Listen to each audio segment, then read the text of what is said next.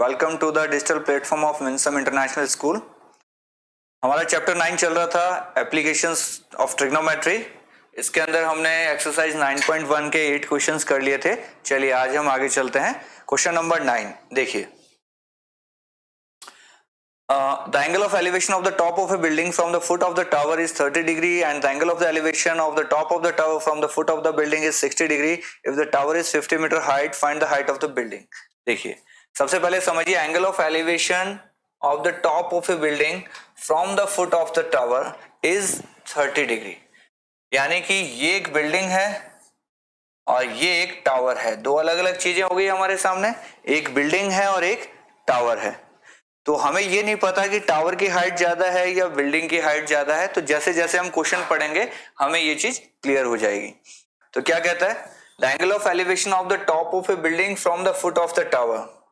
ये लीजिए, हम पहले इनको बराबर कर लेते हैं base.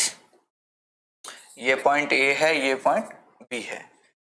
Foot of the tower is 30 degree. मान लीजिए इसको मैं टावर मानो तो यहां से अगर ये एंगल देखता हूं तो कितना आ जाएगा, 30 डिग्री आ जाएगा।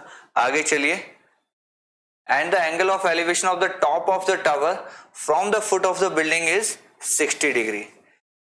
इससे हमें क्लियर हो गया कि टावर के बेस से बिल्डिंग को देखा तो 30 डिग्री है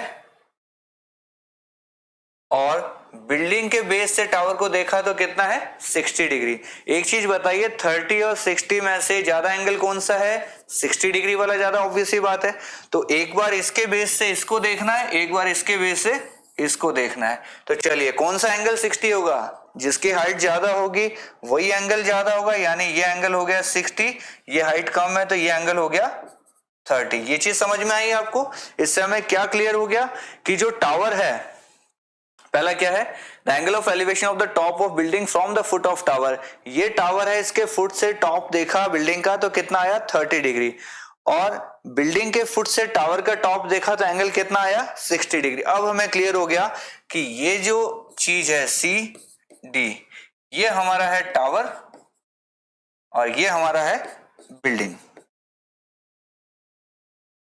कैसे पता चला हमें, ये पूरा क्वेश्चन पढ़ने के बाद हमें समझ में आया कि एक एंगल 30, एक एंगल 60, एक चीज बड़ी होगी एक चीज छोटी होगी। एंगल बना दीजिए, जहां आपको ज्यादा हाइट है तो वहां एंगल ज्यादा होगा, जहां कम हाइट है वहां एंगल कम होगा। अब क्वेश्चन पढ़ के वापस समझ लीजिए। The angle of elevation of the top of A building, building का जो टॉप है कहां से, from the foot of the tower, tower के फुट से बिल्डिंग का जो टॉप है वो कितना है, 30 डिग्री है। ये 30 डिग्री है बिल्डिंग का टॉप, टावर का फुट। इससे क्लियर हो गया कि ये बिल्डिंग है, ये टावर है, ये 30 डिग्री है, ये 60 डिग्री है। आगे क्वेश्चन पढ़ते हैं। If the tower is 50 metre high, यानी टावर की हाइट कितनी दे रखी है हमें, ये हाइट हमारी है 50 मीटर। तो क्या पूछ रहा है, find the height of the building, building की हाइट बता दीजिए। तो बड़ा ही आसान क्वेश्चन है। देखिए सबसे पहले इस वाले ट्राइंगल को देखिए, एबीसी को। तो क्या लिखेंगे, इन ट्राइंगल ए बी सी। जल्दी से बताइए tan क्या लेंगे, एबीसी में हमारे पास क्या है, tan 60 डिग्री। तो देखिए tan 60 डिग्री इक्वल टू क्या हो जाएगा, BC अपॉन AB। tan 60 होता है √3 इक्वल टू BC की वैल्यू दे रखी है हमें 50, ये हो गया हमारा AB। क्रॉस मल्टीप्लाई कर दीजिए, AB हमारा कितना आ गया, 50 अपॉन √3। इसको बॉक्स में डाल दीजिए, AB की जगह लिख दीजिए यहाँ पे 50 अपॉन √3। अब कौन सा ट्राइंगल देखेंगे, जल्दी से देखिए दूसरा ट्राइंगल ABD। ABD में क्या हो जाएगा, tan 30। tan 30 हमारा किसके बराबर हो जाएगा, AD अपॉन AB। चलिए इसको यहां सॉल्व करते हैं। tan 30 की वैल्यू होती है 1.√3 इक्वल टू AD की वैल्यू हमें फाइंड करनी है और AB की वैल्यू हमें दे रखा है 50 अपॉन √3। क्रॉस मल्टीप्लाई कर दीजिए, AD की वैल्यू क्या आ गई, 50 अपॉन √3 इंटू 1 अपॉन √3, यानी कितनी आ गई है, 50/3 मीटर। ये हमारा हो गया आंसर। इतना सा ही क्वेश्चन था। दोबारा समझिए, ये एक टावर है, ये एक बिल्डिंग है। टावर के फुट से बिल्डिंग का टॉप देखा तो एंगल कितना बना, 30 डिग्री। और बिल्डिंग के फुट से टावर का टॉप देखा तो एंगल कितना बना, 60 डिग्री। टावर की हाइट है 50, ये दोनों के बीच में डिस्टेंस है, तो पूछ रहा है बिल्डिंग की हाइट कितनी हो जाएगी, यानी एडी हमसे फाइंड करवाना चाह रहा है। तो सबसे पहले जो चीज गिवन है वही वाला ट्राइंगल देखेंगे। गिवन हमें 50 मीटर है, तो हमने एबीसी देखा, एबीसी के अंदर हमने 1060 लगाया, तो एबी की वैल्यू आ गई हमारी 50/√3, हमने यहाँ लिख दी। अब इस ट्राइंगल के अंदर हमने 1030 लगाया, 1030 लगाया तो ये चीज आ गई, इससे हमारा एडी की वैल्यू आ गई 50/3 मीटर, ये हमारा हो गया आंसर। आप इसको फर्दर सॉल्व करना चाहो तो पॉइंट्स में ला सकते हो, कोई दिक्कत नहीं है। चलिए नेक्स्ट क्वेश्चन। ये क्या कहता है, two poles of equal heights are standing opposite to each other on either side of the road. देखिए दो पोल्स है इक्वल हाइट से, तो जल्दी से दो पोल्स बना लीजिए, सेम हाइट के बना लीजिए। एक ये बन गया, थोड़ा सा दूर ले जाते हैं, एक ये बन गया। क्या हाइट सेम रह रही है? ठीक है, हम मान लेते हैं दोनों सेम हाइट के हमारे। आगे क्या कहता है, विच इज 80 मीटर वाइड। जो रोड की साइज है वो कितनी है? 80 मीटर है। चलिए ये हमने 80 मीटर लिख दिया। From a point between them on the road, the angles of elevation of the top of the poles are 60 degree and 30 degree. देखिए रोड के बीच में आप कहीं चले जाइए, अगर एकदम सेंटर से मैं एंगल बनाता तो दोनों एंगल इक्वल होते या नहीं होते? बिल्कुल होते। लेकिन एक एंगल 30 है, एक एंगल 60 है, यानी सेंटर से मुझे थोड़ा सा लेफ्ट राइट होना पड़ेगा। मान लीजिए मैंने यहां से देखा, एक एंगल ये बना, एक एंगल ये बना। चलिए ये दो एंगल है, कौन सा 60 लग रहा है, कौन सा 30 लग रहा है, जल्दी से बताइए मुझे। आपको दिखने में बड़ा कौन सा लग रहा है एंगल? बिल्कुल सही बात है, ये हो गया हमारा 30, ये हमारा हो गया है 60। क्लियर हो गया? आप बनाएंगे जब आपको क्लियर हो जाएगा। देखो मैं दूसरा डायग्राम बना के दिखाता हूं आपको। मान लीजिए ऐसा था, यहां से हमने बनाया। अब आपको क्लियर हो रहा है कि ये एंगल छोटा है, ये एंगल बड़ा है, इस तरीके से। तो ये 30 और 60 हमारा हो गया। आगे क्वेश्चन पढ़िए जल्दी से, क्या कह रहा है, find the height of the poles and the distance of the point from the poles. एक तो हमसे पूछ रहा है दोनों की हाइट क्या हो जाएगी, और दूसरा पूछ रहा है ये चीज कितनी है और ये चीज कितनी है, ये भी हमें फाइंड करनी है। चलिए आसान है हमारे लिए, इतना मुश्किल नहीं है, कर लेते हैं। एक चीज बताइए, इसको अगर मैं x मान लू यहां से यहां तक, तो ये क्या हो जाएगा? हो जाएगा या नहीं हो जाएगा? टोटल 80 था ना, इसको x माना तो ये क्या हो गया 80 माइनस x। और हाइट को मैं क्या मान सकता हूं? जो भी मेरा मन करेगा, देख लेते हैं। अभी पहले नाम दे देते हैं, चलो A B C D E, ठीक है। दोनों पोल्स की हाइट क्या इक्वल है या नहीं है? तो इसका हाइट भी क्या लिख दिया मैंने h, और इसकी हाइट भी क्या लिख दी h। दोनों हाइट इक्वल है, देखिए लिखा है two poles of equal heights. चलिए सबसे पहले देखिए कौन सा ट्राइंगल देखें, इन ट्राइंगल एबीसी में चेक कर लीजिए। चलिए 1060 कितना हो जाएगा, जल्दी से बताइए मुझे। 1060 हो जाएगा AB अपॉन BC। तो 1060 होता है √3, AB को हमने माना है h, और BC हमारा क्या हो गया x। तो h की वैल्यू क्या आ गई हमारी √3x। ये हमारा पहला पॉइंट। चलिए जल्दी से दूसरा ट्राइंगल देखिए, DEC। 1030 क्या हो जाएगा, जल्दी से बता दो। 1030 हो जाएगा ED अपॉन CD। 1030 की वैल्यू होती है 1 अपॉन √3, ED की वैल्यू हमारी वापस से है h, और CD क्या है, क्रॉस मल्टीप्लाई कर लीजिए, h इक्वल टू आ गया 80 माइनस x अपॉन, ये दो इक्वेशन आ गई। क्या ये भी h की वैल्यू है, ये भी h की वैल्यू, दोनों सेम वैल्यू है h की, ये भी h है, ये भी h है। तो चलिए दोनों को हम इक्वल रख सकते हैं, जल्दी से बताइए रख सकते हैं या नहीं। आप बोलेंगे बिल्कुल रख सकते हैं, तो इसको हम सॉल्व करते हैं यहां पे। √3x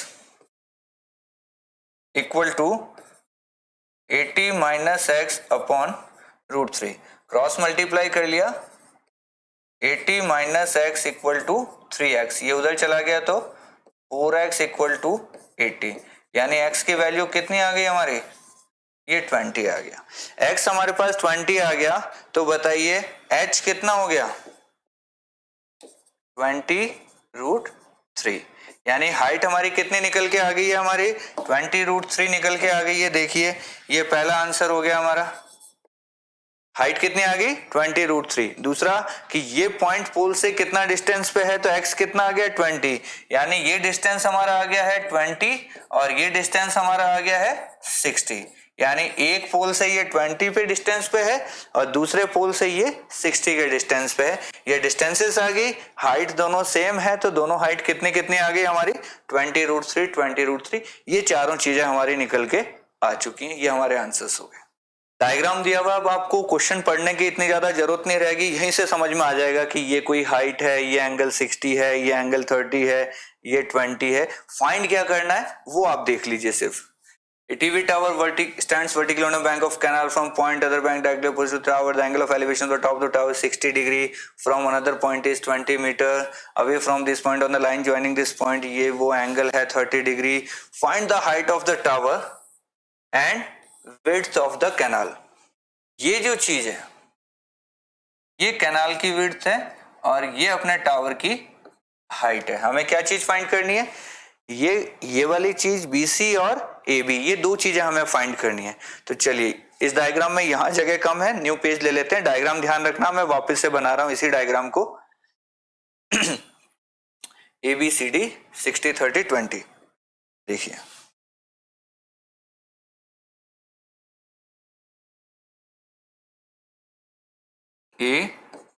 ABCD, ये 20 है, ये 60 है, ये 30 है। हमें जो फाइंड करना है वो क्या क्या चीजें हैं, हमें एक तो ये फाइंड करना है और एक ये फाइंड करना है। तो इसको हमने H मान लिया है, ठीक है। ये दो चीजें हमें फाइंड आउट करनी है। तो चलिए जल्दी से बताइए, सबसे पहले कौन सा डायग्राम देखें। तो सबसे पहले यही वाला डायग्राम देख लेते हैं हम। ABC ट्राइंगल दिख रहा है आपको, आप क्या लिखोगे, इन ट्राइंगल ABC tan 60 क्या हो जाएगा हमारा, tan 60 हो जाएगा AB अपॉन CB। tan 60 होता है √3, AB की वैल्यू हमने मानी है H और ये लिख दिया हमने CB। तो H इक्वल टू कितना हो गया, √3 इंटू इस CB को हम मान लेते हैं X, ठीक है। ये हमारा पहला पॉइंट आ गया। चलिए दूसरा ट्राइंगल बताइए, इन ट्राइंगल ADB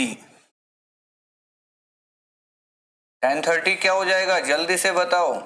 tan 30 आप बोलोगे सर हो जाएगा AB अपॉन DB। tan 30 होता है 1/√3, AB की वैल्यू दोबारा से H है और ये क्या हो गया 20 प्लस X।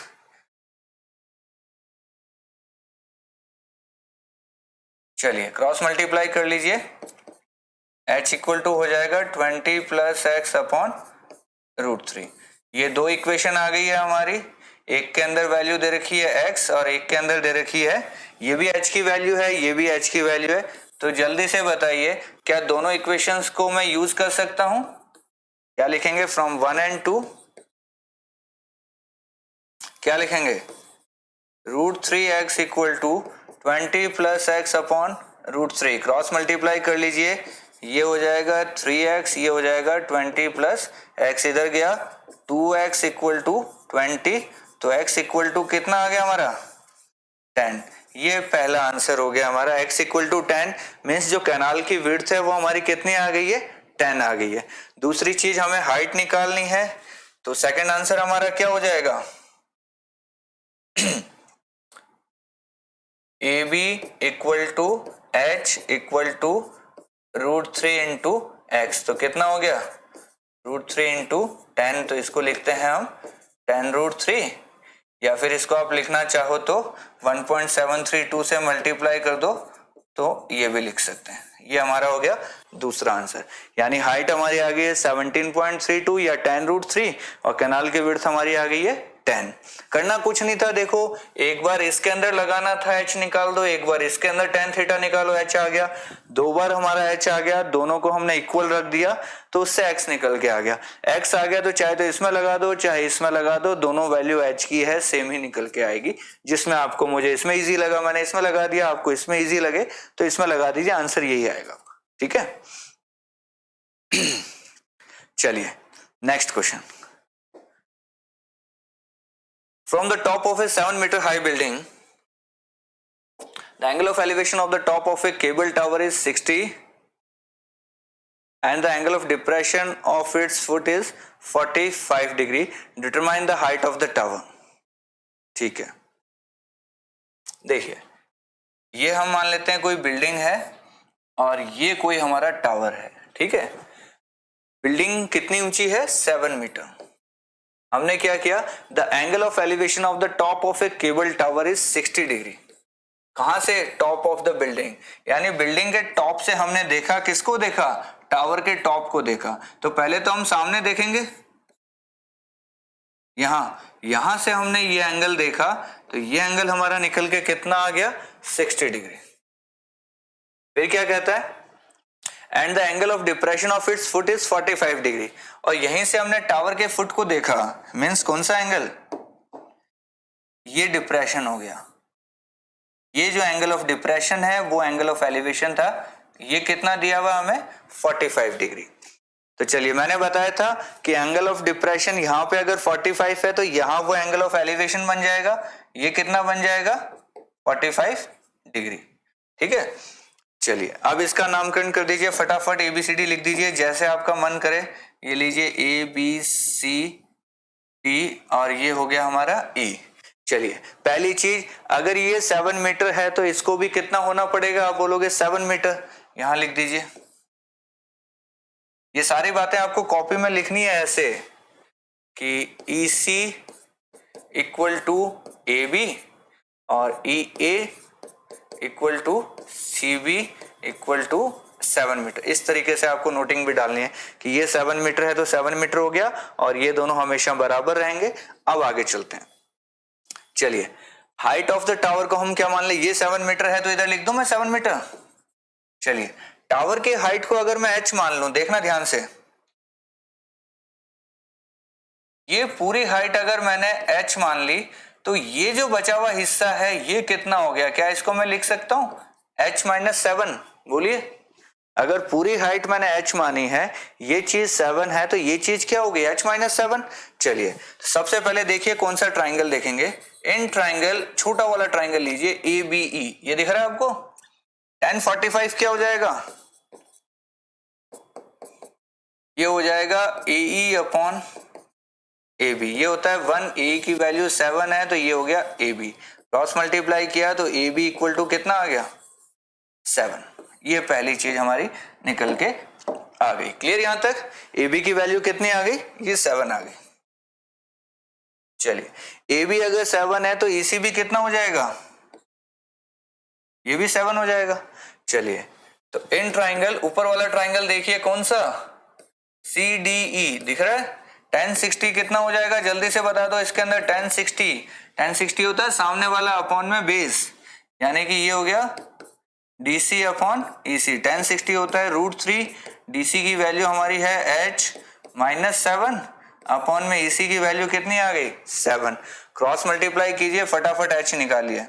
ये हो गया 7√3 इक्वल टू h माइनस 7। ये 7 इधर चला जाएगा तो h इक्वल टू क्या हो जाएगा? 7 कॉमन हो जाएगा, √3 प्लस 1।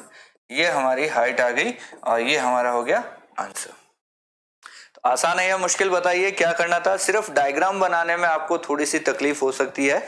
तो ये बिल्डिंग है, ये टावर था, बिल्डिंग के टॉप से टावर का टॉप देखा तो 60 डिग्री, बिल्डिंग के टॉप से टावर का बॉटम देखा तो 45 डिग्री, ये 45 तो ये 45, 7 तो 7। अब देखिए, इस ट्राइंगल में tan थीटा लगाया तो ये 7 है तो ये 7 निकल के आ गया, ये 7 है तो ये 7 आ गया। पूरा अगर h था, ये 7 था तो ये h माइनस 7 हो गया। इस ट्राइंगल में हमने tan 60 लगाया, ये आ गया, h फाइंड आउट कर लिया, ये हमारा आंसर हो गया। चलिए नेक्स्ट क्वेश्चन, जल्दी से पढ़ो, क्वेश्चन क्या कहता है? As observed from the top of a 75-meter high lighthouse from the sea level, the angles of the depression of the two ships are 30 and 45 degree. If one ship is exactly behind the other on the same side of the lighthouse, find the distance between the two ships. देखिए, बड़ा अच्छा question है। ये मान लीजिए light house है और ये अपना सी है। तो आपने एक शिप देखा जिससे एंगल ऑफ डिप्रेशन कैसे बनेगा आपका? देखिए, ये एंगल ऑफ डिप्रेशन बना आपका एक, ठीक है। यहां एक कोई शिप थी ए, इसके पीछे एक और शिप थी बी, यहां से भी आपका एंगल ऑफ डिप्रेशन क्या बना, ये वाला, इधर क्या बन गया, ये वाला, ठीक है। तो जो ये एंगल यहां बना है वही एंगल यहां पे बनेगा। मैंने कहा था डिप्रेशन इक्वल टू एलिवेशन हो जाता है ऑटोमेटिक, ठीक है। अब इनका नंबरिंग कर दीजिए, ये ए बी हो गया, ये सी डी हो गया। अब देखिए कभी भी कंफ्यूज नहीं होना आपको, इन दोनों एंगल्स में से आप मुझे बता दीजिए कौन सा बड़ा होगा कौन सा छोटा होगा। ऑब्वियस सी बात है, जैसे जैसे हम बिल्डिंग के पास आएंगे तो हमें गर्दन ऊपर करनी पड़ेगी टॉप देखने के लिए, तो जितना पास आओगे एंगल उतना ही ज्यादा होता रहता है, यानी दो एंगल है तो छोटा हमेशा दूर रहता है, बड़ा वाला एंगल पास आता है। ये डायग्राम बनाने की ट्रिक हो गई आपकी। तो देखिए पहली बात तो 75 मीटर हाइट है तो इसकी हाइट लिख दीजिए 75 मीटर, लिख दिया हमने। एंगल है हमारे पास 30 और 45, आंख बंद करके मार दीजिए, छोटा एंगल दूर, बड़ा एंगल पास में। हो गया डायग्राम का काम। आगे क्या कहता है, find the distance between the two ships. एक शिप हमारी ए पे एक बी पे है, हमसे ये चीज पूछी है उसने, फाइंड क्या करने के लिए बोला है, ए बी की वैल्यू हमसे फाइंड करवाना चाहता है। चलिए बहुत आसान है हमारे लिए। सबसे पहले बताइए कौन सा ट्राइंगल देखे हैं, तो जिसमें वैल्यू गिवन होती है वही ट्राइंगल देखते हैं। सबसे पहले छोटा ट्राइंगल देखिए, आपने लिखा इन ट्राइंगल डी सी ए, जल्दी से बताइए, tan 45 equal to DC upon AC, ये 1 होता है, डीसी की वैल्यू 45, एसी की वैल्यू निकाल, सॉरी 75, तो एसी कितना आ गया हमारा, ये पहली चीज मिल गई हमें, एसी की वैल्यू हमारी निकल के आ गई 75। चलिए जल्दी से दूसरा ट्राइंगल बताइए कौन सा देखेंगे, बड़ा वाला ट्राइंगल देख लें, इन ट्राइंगल डीबीसी, डीबीसी दिख रहा है आपको, ये डीबीसी में tan 30 क्या हो जाएगा आपका, आप बोलोगे सर tan 30 हो गया हमारा डीसी अपॉन में बीसी।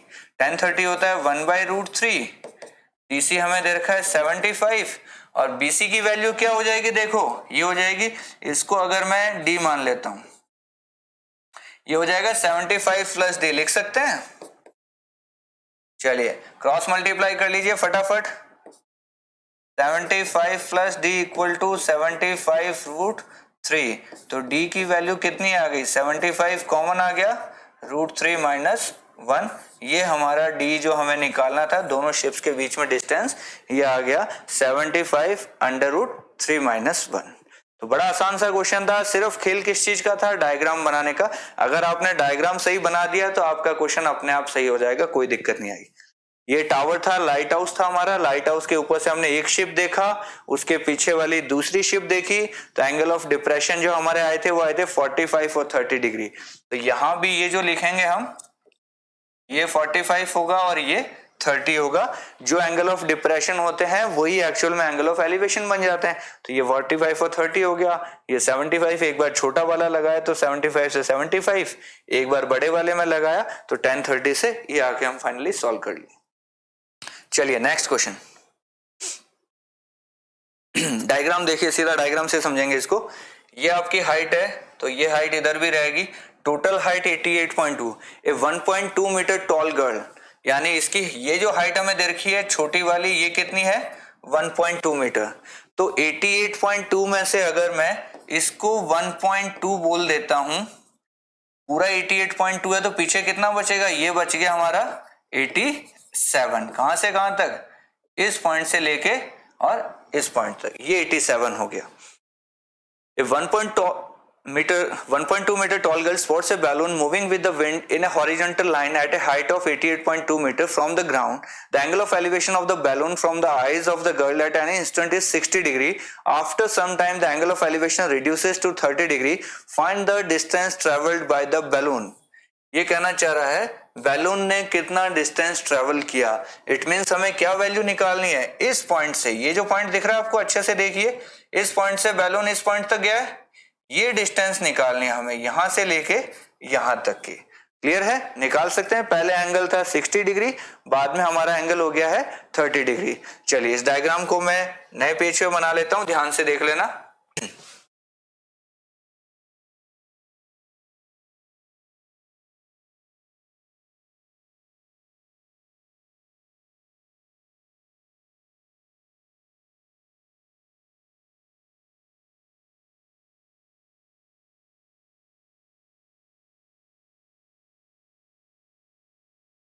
इसको ऐसे समझिए, देखिए पहले हम नंबरिंग कर लेते हैं। इसका नाम है A B C D E F G और एच। देखिए बैलून की जो हाइट थी वो क्या थी 88.2, ये पूरा 88.2 था, यानी ऊपर वाला हिस्सा हमारा है 87 और नीचे वाला हिस्सा है 1.2। तो जैसे ये 87 है वैसे ये वाला भी क्या है 87 है और ये क्या है 1.2, ये क्या है 1.2। क्लियर हो गया। तो अगर 1.2 को मैं हटा भी दूं, आप नीचे वाले को एक बार देखिए मत, आप सिर्फ ऊपर वाले को देखिए। हमें निकालना क्या, हमें बीसी की वैल्यू निकालें, यानी ई से डी की ये वैल्यू हमें फाइंड आउट करनी है। तो चलिए सबसे पहले कौन सा ट्राइंगल देखेंगे हम, जो आपका मन करे वो ट्राइंगल देखें। सबसे पहले मैंने लिखा इन ट्राइंगल एफ ई जी, जल्दी से अच्छा एंगल और लिख देते हैं। देखिए ये बड़ा वाला जो एंगल था ये 60 डिग्री था और ये छोटा एंगल है वो कितना है 30 डिग्री है। तो जल्दी से बताइए एफ ई जी के अंदर tan क्या लगेगा 60 डिग्री लगेगा। tan 60 डिग्री हमारा क्या हो जाएगा ई जी अपॉन ई एफ। क्लियर है। tan 60 मतलब ये साइड अपॉन में ये साइड, tan 60 होता है √3, eg की वैल्यू हमारे पास है 87, ये हो गया ef। तो ef की वैल्यू क्या निकल के आ गई 87 अपॉन में √3। इसको एक बार लिख लीजिए, e से लेके f आ गया हमारा। चलिए नेक्स्ट, अब कौन सा ट्राइंगल देखेंगे हम, बड़ा वाला देखेंगे, ये वाला एफ डी एच। जल्दी से बताइए एफ डी एच के अंदर क्या होगा, tan कितना है 30 डिग्री, ये क्या हो जाएगा H D upon F D. tan 30 होता है 1/√3, एच डी की वैल्यू अगेन 87 और एफ डी की वैल्यू हम यहां से निकाल लेंगे। तो एफ डी की वैल्यू कितनी आ गई 87√3। ये लीजिए हमारा हो गया सेकंड टास्क कंप्लीट। अब देखिए हमें निकालना क्या था कि बैलून ने कितना डिस्टेंस ट्रेवल किया। बैलून ने जो डिस्टेंस ट्रेवल किया ऊपर से देखो तो यहां से यहां तक ट्रेवल किया है, वही डिस्टेंस ये है, वही डिस्टेंस ये है, यानी हमें ईडी निकालना है। तो डिस्टेंस ट्रेवल्ड बाय बैलून क्या हो गया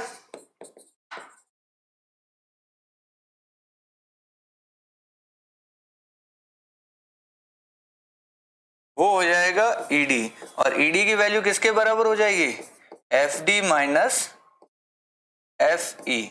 ये दोनों हमारे पास है, ये 87√3 है, ये 87/√3 है। तो ये क्या हो गया 87√3 माइनस 87/√3। इसमें से मैंने क्या कॉमन ले लिया 87 कॉमन ले लिया, तो ये क्या हो गया √3 माइनस 1/√3। ऐसे लिख सकते हैं। इसको थोड़ा सा सही करके लिखोगे तो ये क्या बन जाएगा 87, ये 3 माइनस 1 क्या हो जाएगा 2/√3। ऐसे लिख सकते हो। और थोड़ा अच्छा लिखना चाहो तो √3 अगर आप नीचे नहीं छोड़ना चाहते हो तो 87 का डबल कर लीजिए पहले, तो कितना हो गया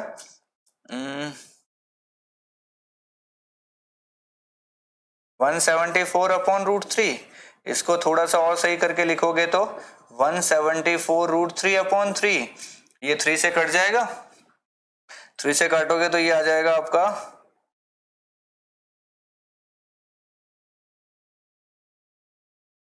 58√3।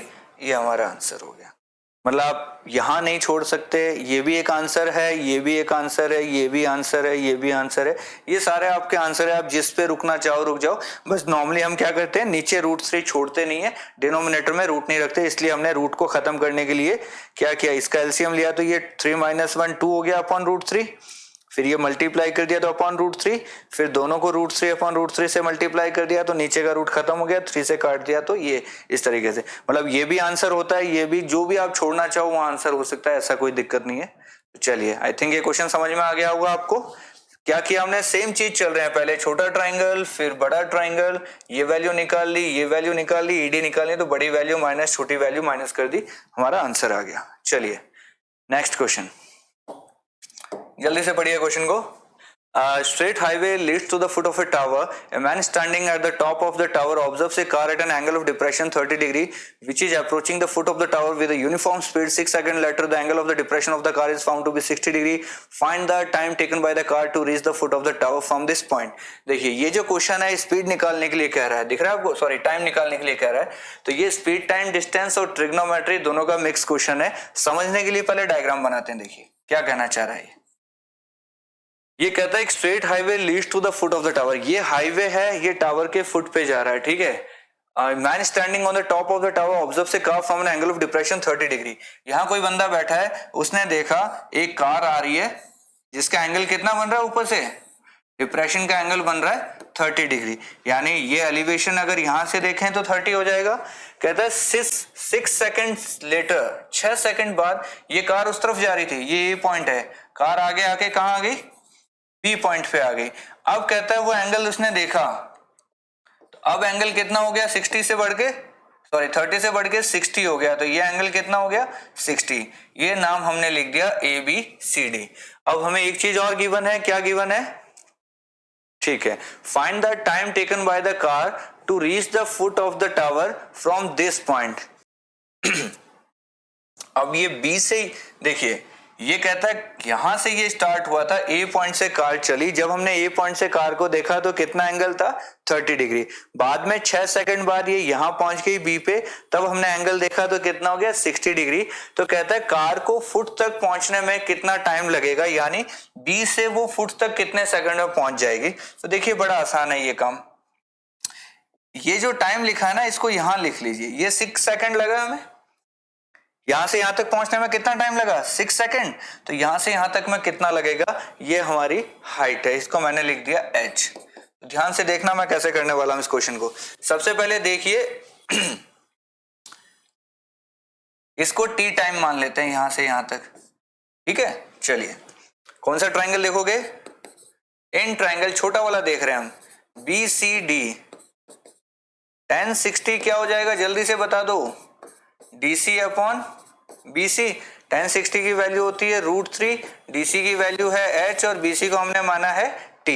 तो h की वैल्यू कितनी आ गई, जल्दी से बता दो, ये आ गया √3t. पहले इक्वेशन. दूसरा बड़ा वाला ट्राइंगल देखिए, ACD.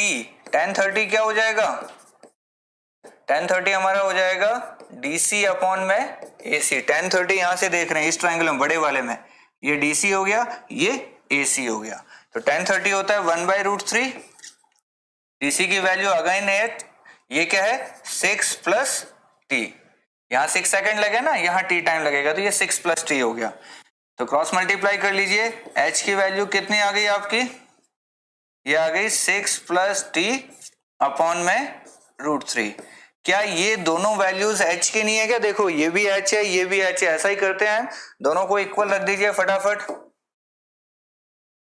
तो क्या लिखेंगे, √3t इक्वल टू 6 + t अपॉन √3. क्रॉस मल्टीप्लाई, t उधर चला गया तो 2t इक्वल टू 6, तो t इक्वल टू कितना आ गया, 3 सेकेंड्स. ये हमारा हो गया आंसर. और मैंने आपको स्टार्टिंग में एक चीज बताई भी थी कि ये 30 है, ये 60 है, ये h है, ये d होता है, पूरा 3D होता है, ये 2D होता है. यानी ये d है, ये 2D है, पूरा 3D है. तो अगर 2D अगर 6 है तो d कितना हो जाएगा, 3. आंसर तो हमें पहले ही दिख रहा था, हमें बस सॉल्व करके लाना था. तो ये बड़ा अच्छा क्वेश्चन है. यहाँ क्या किया हमने, डिस्टेंस की जगह हमने टाइम यूज कर लिया. हाइट तो हमारी वही है, ये जो डिस्टेंस होता है इसकी जगह हमने क्या यूज कर लिया, टाइम का यूज कर लिया. जो 6 सेकंड दिए हमने यहाँ लिख दिए, इस टाइम को t मान लिया. तो पहले छोटे ट्राइंगल में हमने लगाया था h इक्वल टू √3t आ गया, बड़े ट्राइंगल में लगाया था h इक्वल टू ये आ गया. दोनों इक्वेशंस का यूज किया, इक्वल रखा, तो t की वैल्यू कितनी आ गई हमारी, 3 सेकंड्स. और ये हमारा काम फिनिश. चलिए लास्ट क्वेश्चन है हमारा. The angles of elevation of the top of a tower from 2 points at a distance of 4 meter and 9 meter from the base of the tower and in the same straight line with it are complementary. Prove that the height of the tower is 6 meter. ये बहुत अच्छा question है, ये सबसे best question है, ऐसे मान लीजिए इस चैप्टर का सबसे बेस्ट क्वेश्चन है. देखिए ये हाइट है, ये पॉइंट है। ये क्या कहता है, the angles of elevation of the top of a tower from 2 points at a distance of 4 metre and 9 metre from the base of the tower. Tower के बेस से देखिए ये 4 मीटर दूर है और ये कितना मीटर दूर है, ये 9 मीटर दूर है, दिख रहा है आपको। और कहता है ये दोनों जो एंगल है ना, ये अल्फा है, तो ये कितना हो गया 90 माइनस अल्फा, ऐसा लिख सकते हैं। और ये हाइट हो गई हमारी h। जल्दी से नाम दे दीजिए A, B, C और D। चलिए बताइए पहले कौन सा ट्राइंगल स्टार्ट करें, छोटा वाला ले लेते हैं। In triangle BCD tan 90 minus alpha equal to क्या हो जाएगा, CD अपॉन BC। अब मुझे बताइए कॉम्प्लीमेंट्री में सिखाया था tan 90 माइनस अल्फा क्या हो जाता है, कॉट अल्फा, इक्वल टू क्या हो गया CD की वैल्यू हमारी है h और BC की वैल्यू कितनी है 4। लिख सकते हैं इसको हम ऐसा, ये लीजिए मैंने लिख दिया। सेकंड चीज देखिए, इसको इक्वेशन नंबर दे दीजिए 1। बड़े वाले ट्राइंगल में देखिए, in triangle ACD tan alpha की जगह मैं क्या लिख सकता हूं, जल्दी से बताइए, CD अपॉन AC। तो इसको और क्या लिख सकते हैं, tan alpha equal to CD की वैल्यू h है और AC की वैल्यू क्या है 9। ये मेरी इक्वेशन नंबर हो गई 2। अब मैंने क्या किया ध्यान से देखिए, मैंने ये किया इक्वेशन 1 मल्टीप्लाई 2, तो क्या बनेगा tan alpha into cot alpha, cot alpha into tan alpha equal to हो गया h upon 4 into h upon 9। देखिए कॉट अल्फा को मैं 1 अपॉन tan अल्फा लिख सकता हूं, इंटू ये क्या है tan अल्फा इक्वल टू क्या हो गया h स्क्वायर अपॉन 36। ये कैंसिल आउट हो गए, क्रॉस मल्टीप्लाई किया, h स्क्वायर की वैल्यू 36, तो h की वैल्यू कितनी आ गई 6। और यही हमें प्रूव करना था कि tower of the height is 6 metre. तो बहुत ही अच्छा क्वेश्चन है, सबसे बेस्ट क्वेश्चन ये था। दोबारा समझना, इसने बोला था ये दोनों एंगल कॉम्प्लीमेंट्री, यानी एक अगर अल्फा है तो दूसरा एंगल क्या हो गया 90 माइनस अल्फा।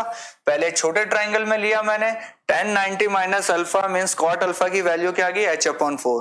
फिर बड़े वाले में लिया tan alpha equal to CD upon AC यानी h अपॉन 9।